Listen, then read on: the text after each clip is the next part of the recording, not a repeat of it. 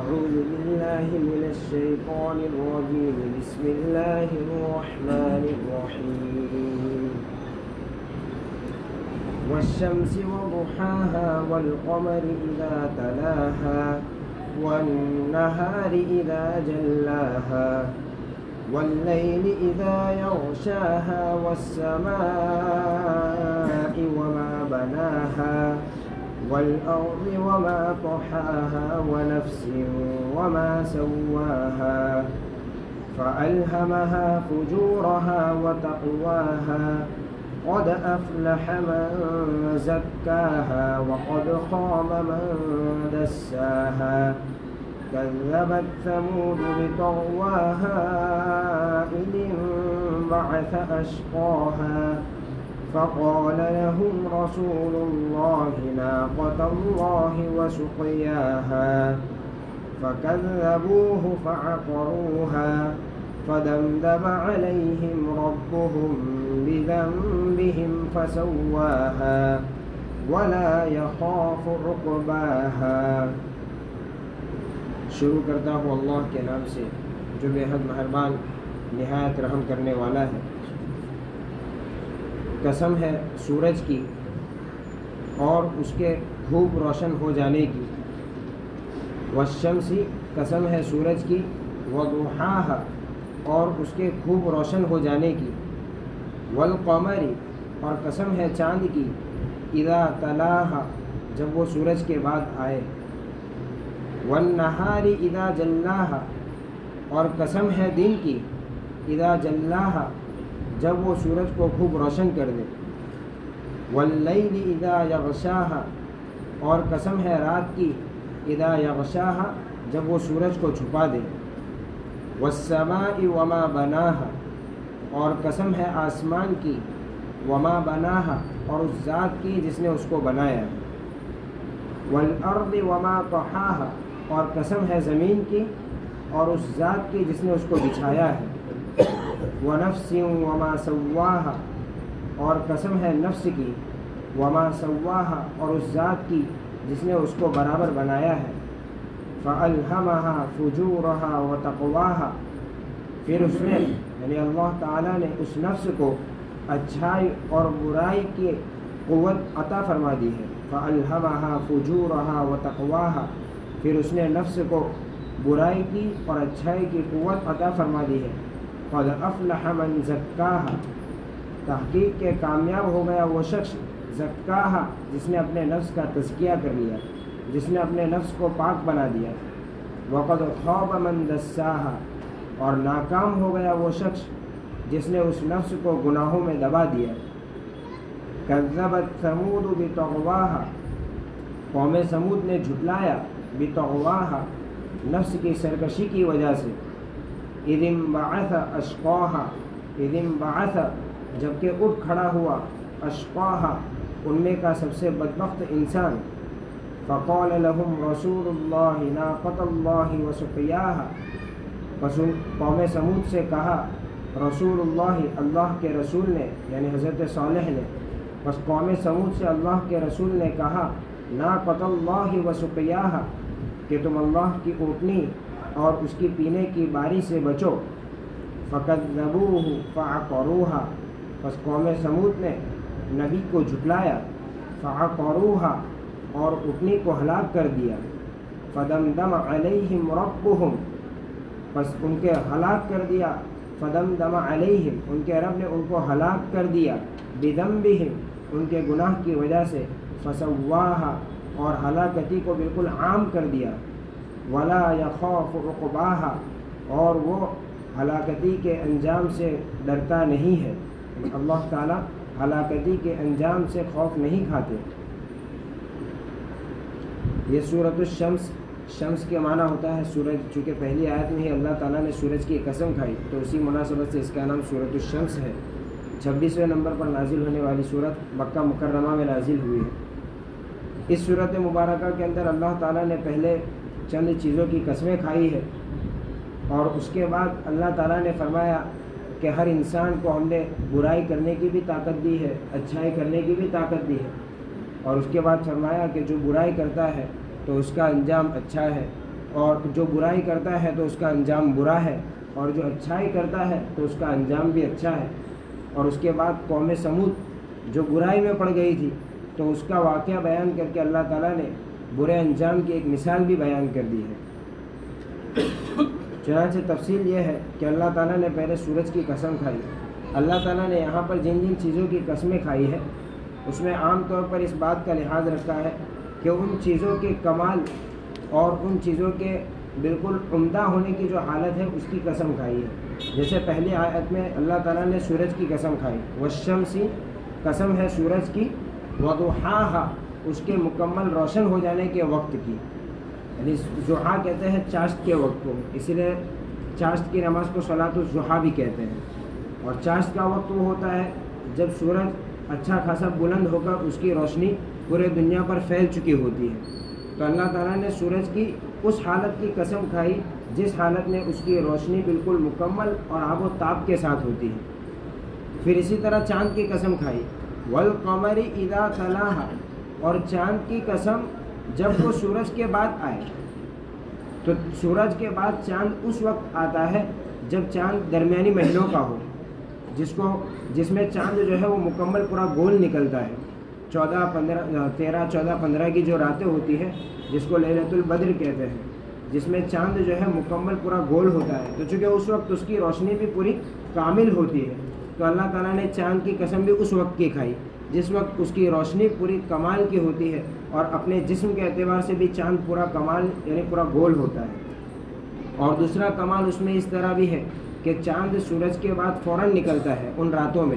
تو گویا کہ اللہ تعالیٰ کی قدرت کی نشانیاں ایک ہی وقت میں دو نشانیاں ظاہر ہوتی ہیں کہ ایک طرف سورج ڈوبا اور دوسری طرف فوراً چاند جو ہے وہ طلوع ہوا۔ تو سورج اور چاند کی قسم کھائی۔ اس کے بعد والنہار اذا جلاہا، اور قسم ہے دن کی جب وہ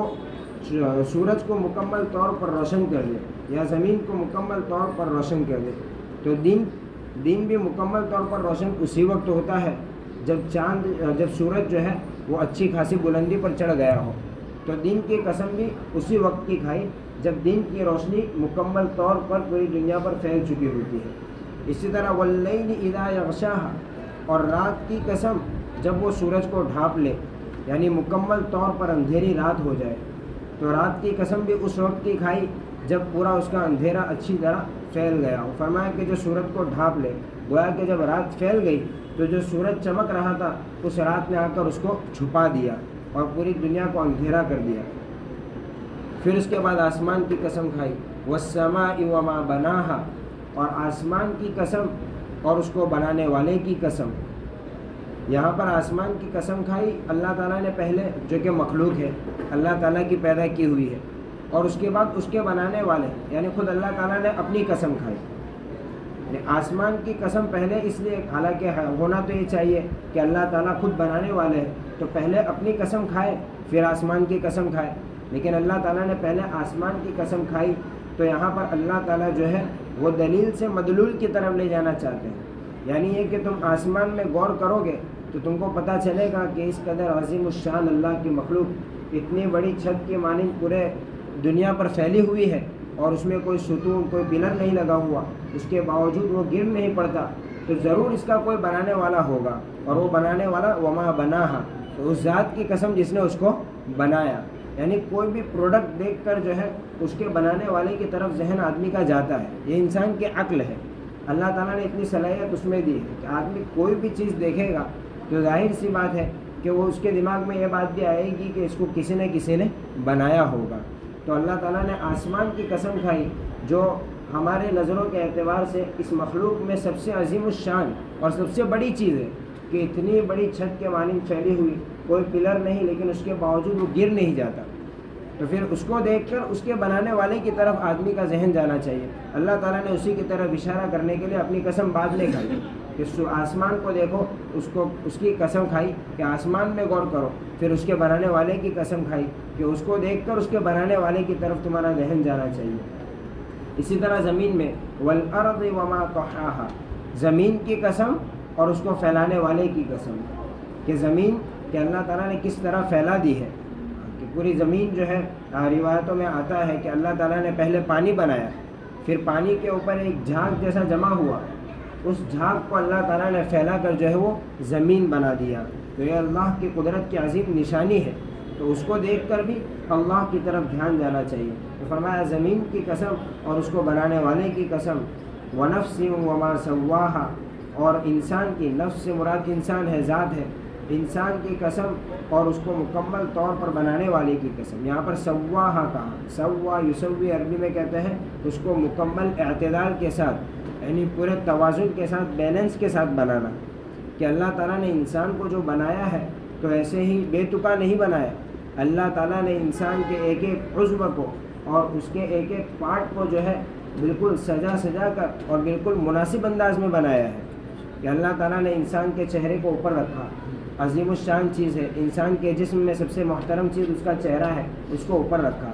اور پیروں کو نیچے رکھا۔ اللہ تعالیٰ نے ہاتھ معتدل بنائے ہیں، کہ انسان کی جتنی ہائٹ ہوتی ہے اسی کے اعتبار سے اس کے ہاتھ بھی لمبے چھوٹے ہوتے ہیں۔ ایسا تو نہیں کہ ہاتھ بالکل چھوٹے سے ہو اور جسم کی لمبائی بہت بڑی ہو، تو کیسا غیر مناسب معلوم ہوگا۔ اللہ تعالیٰ نے ہونٹ رکھے، ہونٹ کے بعد ناک رکھا، آنکھ رکھی۔ یہاں پر علماء یہ بھی کہتے ہیں کہ آدمی جب کھانا کھاتا ہے، یعنی اگر اللہ تعالیٰ ناک کو ادھر سائڈ میں یا پیچھے بناتے تو چونکہ ناک سے آدمی سونگھتا ہے، جب کھانا کھاتا ہے تو آدمی اس کھانے کی بو سے پتہ کرتا ہے کہ یہ کھانا اچھا ہے یا برا۔ اگر کچھ بدبو سی آتی ہے تو آدمی فوراً رک جاتا ہے کہ یہ کھانے کے لائق نہیں ہے۔ تو اللہ تعالیٰ نے ناک کو منہ کے اوپر ہی بنایا، جب منہ میں لے جاتا ہے تو اسی وقت خوشبو یا جو بدبو ہوتی ہے کھانے کی وہ آ جاتی ہے۔ اگر ناک کہیں ادھر ادھر ہوتا تو پہلے وہاں جب لے جا کر اس کو معلوم کرنا پڑتا کہ یہ اچھا ہے یا برا، پھر منہ میں لانا پڑتا۔ آنکھ بھی اللہ تعالیٰ نے اسی کے سامنے رکھی کہ سامنے ہی دکھ جاتا ہے، ایسا نہیں کہ دکھانے کے لیے کہیں پیچھے لے جانا پڑے پھر آگے سے کھانا پڑے۔ اللہ تعالیٰ نے جسم کے اندر انسان کے اتنے جوڑ بنائے کہ اس کو ہاتھ جہاں کہیں پہنچانا ہو آسانی سے پہنچ جاتا ہے۔ یعنی انسان خود اپنی تخلیق کے اندر، خود اپنے جسم کے اندر غور کرے تو اللہ تعالیٰ کی قدرت کے ایسے ایسے نمونے دکھیں گے کہ آدمی جو ہے حیران رہ جائے گا، اسی میں گم ہو جائے گا کہ آدمی کھانا کھاتا ہے، کھانا اس کے گلے میں، اب گلے میں ہوا کی بھی نالی ہے، کھانے کی بھی نالی ہے، لیکن ایسا نہیں ہوتا کہ آدمی نے لقمہ ڈالا تو اس کو اپنے اختیار سے ایسی سسٹم کرنی پڑے کہ وہ کھانے کی نالی میں ہی جائے، خود بخود چلا جاتا ہے کھانا۔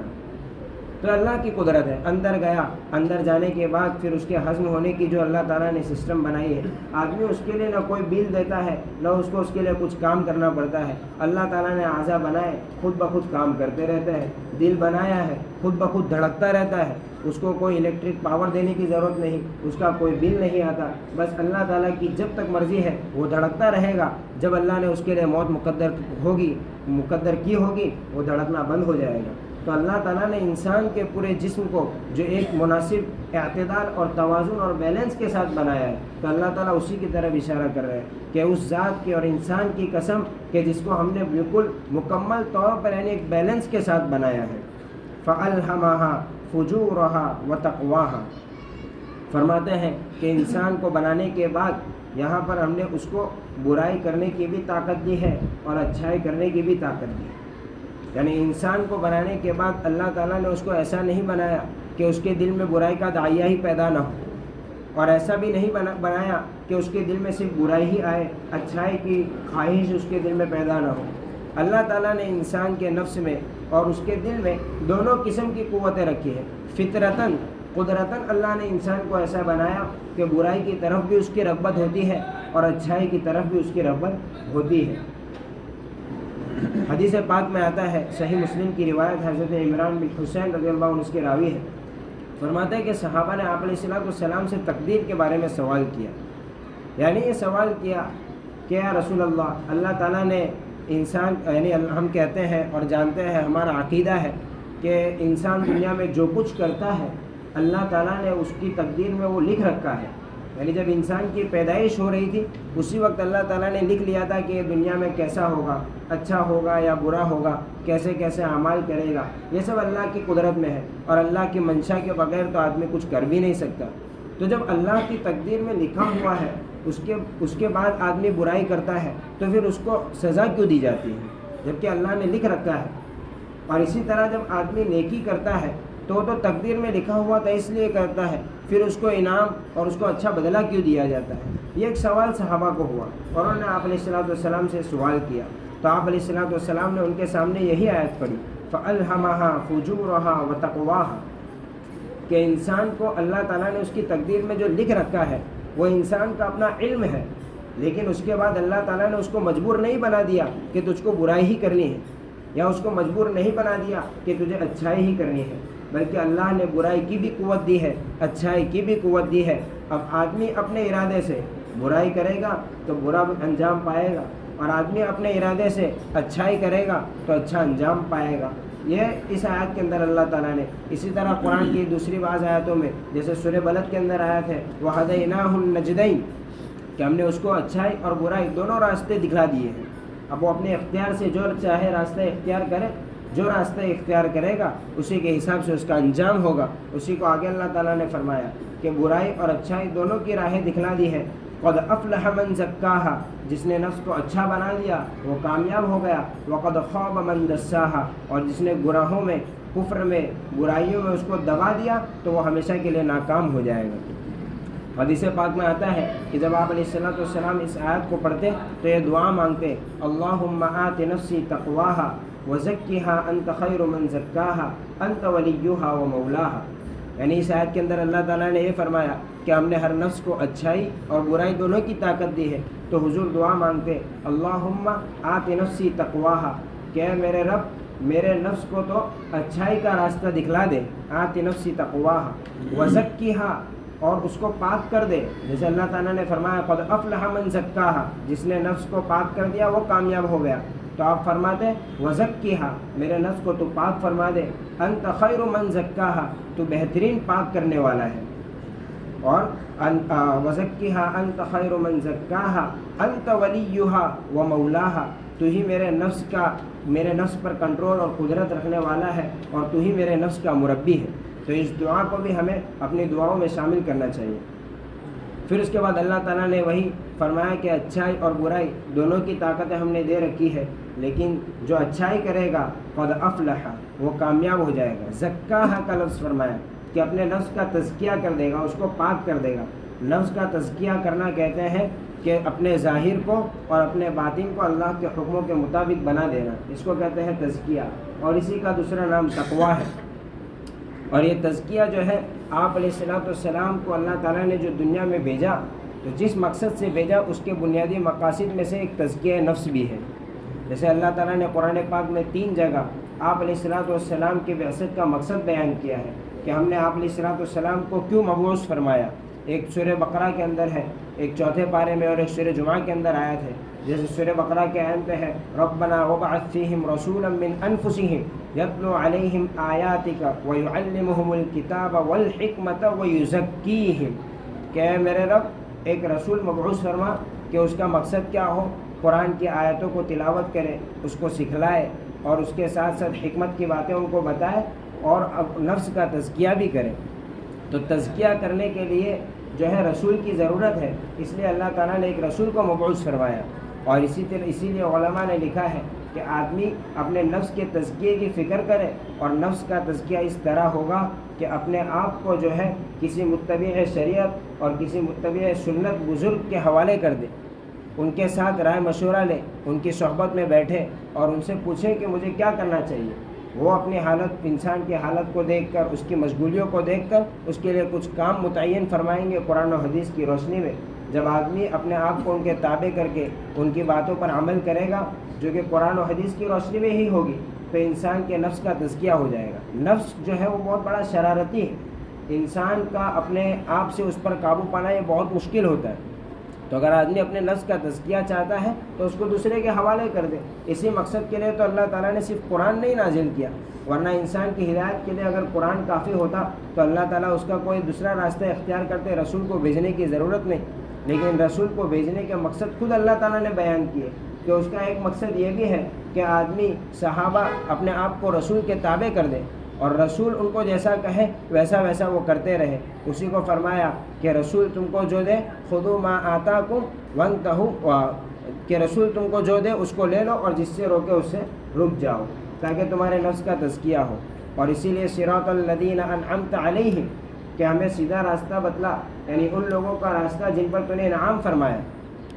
تو منعم علیہ اور صراط مستقیم والے اللہ تعالیٰ نے صرف رسول کو نہیں بیان کیا، چونکہ رسول تو قیامت تک رہنے والے نہیں تھے، رسول چلے جانے والے تھے، تو رسول کے بعد پھر آدمی اپنے تذکیے کے لیے کس کے پاس جائے؟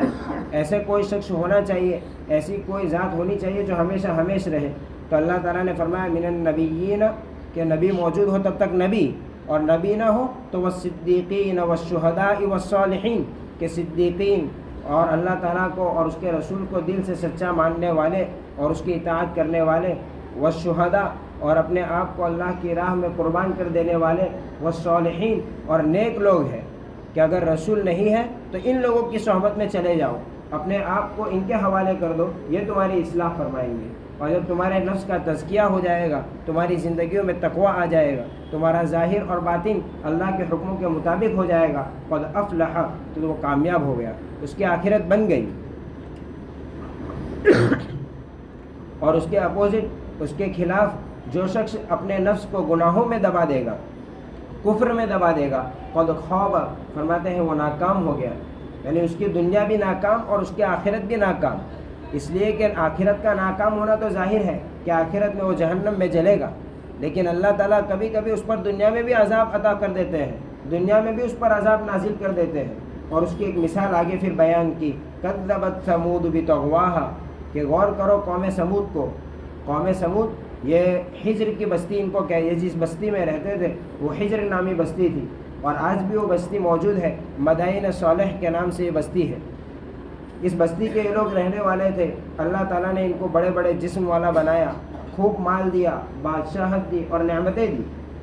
لیکن اس کا نتیجہ کیا ہوا؟ ان لوگوں نے سرکشی اختیار کی۔ اللہ کے رسول، ان کی طرف جو رسول بھیجے گئے تھے وہ حضرت صالح علیہ السلام تھے،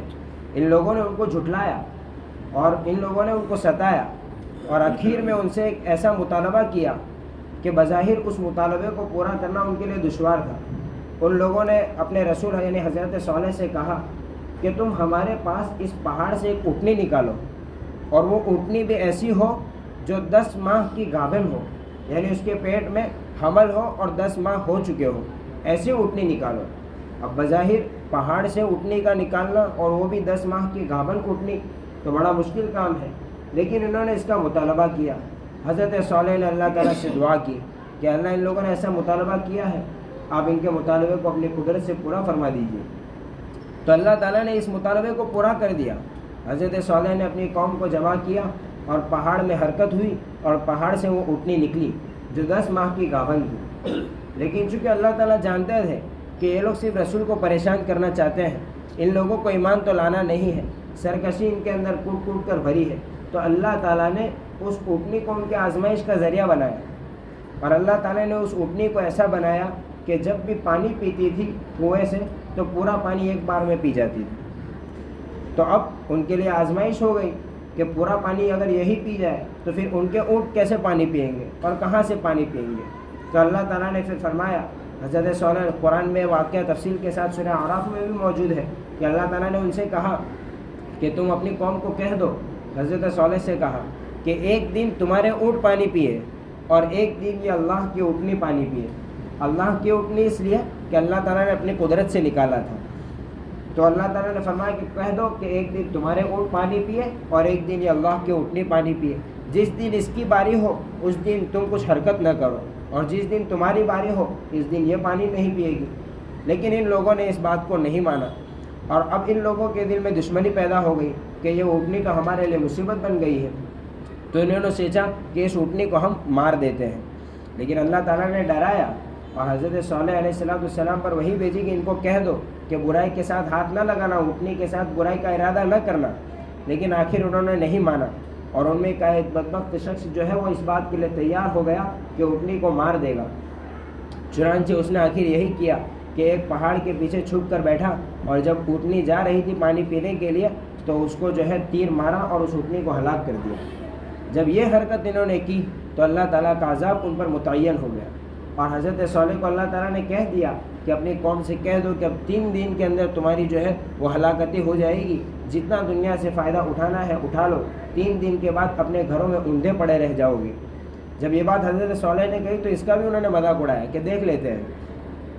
حضرت صالح نے فرمایا کہ اس کی نشانی یہ ہوگی کہ پہلے دن تمہارے چہرے زرد ہوں گے، دوسرے دن سرخ ہوں گے، اور تیسرے دن کالے پڑ جائیں گے اور تم مر جاؤ گے۔ اور یہی ہوا، اور ان کو یقین ہو گیا جب چہرے ان کے پہلے دن میں پیلے پڑ گئے، دوسرے دن لال ہو گئے، تو ان کو بھی یقین ہو گیا کہ اب تو مرنا ہی ہے۔ تو انہوں نے حضرت صالح کو بھی قتل کرنے کی کوشش کی، کہ بہرحال اللہ تعالیٰ نے بچایا، اور جو ہے 3 دن کے بعد وہ ہلاک ہو گئے۔